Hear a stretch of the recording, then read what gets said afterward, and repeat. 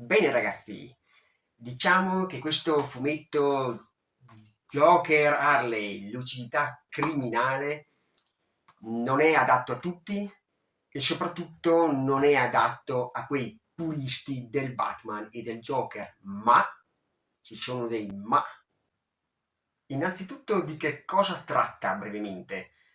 Beh, sostanzialmente la trama parte con un omicidio, il ritrovamento del corpo. Questo omicidio porterà poi a risollevare nuovamente un'ipotesi che l'artefice di questo omicidio possa essere Joker. Sulla scena del crimine ovviamente interverrà Harley, spinta anche da una motivazione molto più profonda riguardante il suo passato, sarà sempre più convinta a dare la caccia al Joker e capire chi si nasconde dietro il volto di Joker, chi era realmente Joker nel passato e tuttora mentre compie queste crudeltà. Veniamo subito al primo punto del perché non è forse adatta ai puristi della DC. Probabilmente in primis perché qua Batman compare solo di sfuggita, lo troviamo solo su di un ponte, causerà un incidente che sarà un po' l'artefice di tutto ciò che scatenerà poi il seguito della trama,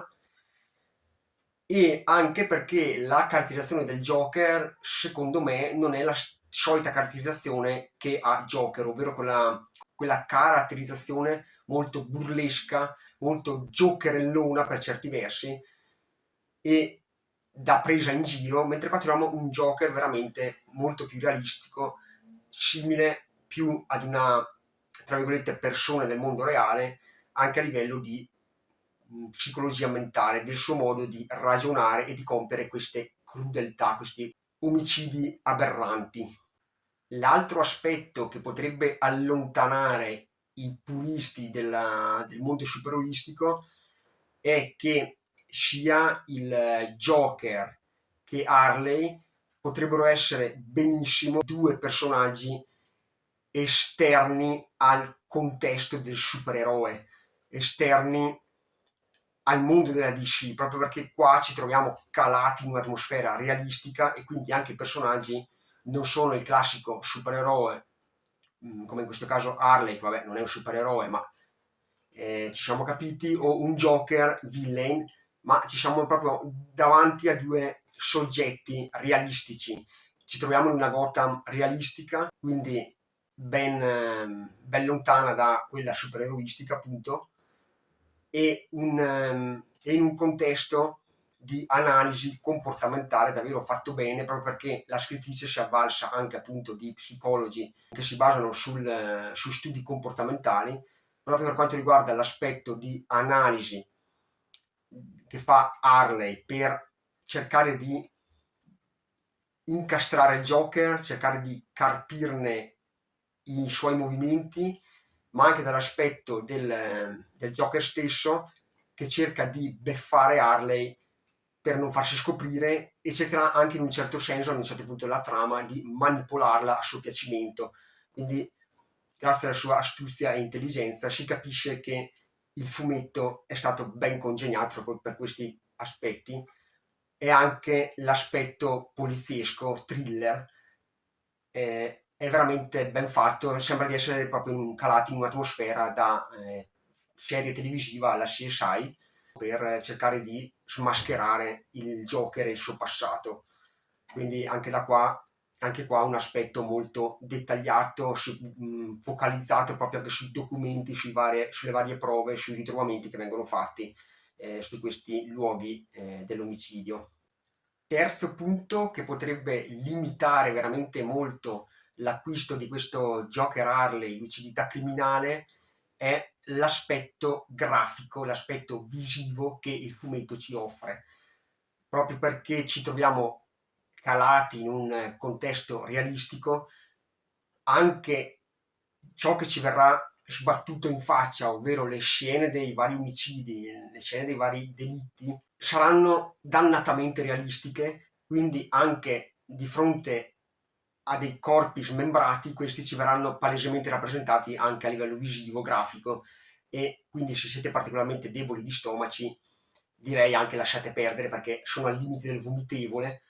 e c'è chi è amante di questo aspetto splatter, gore, ma altri posso capire che non sono abituati, anzi possono provare un certo disgusto nel vedere riprodotte fedelmente questo tipo di immagini.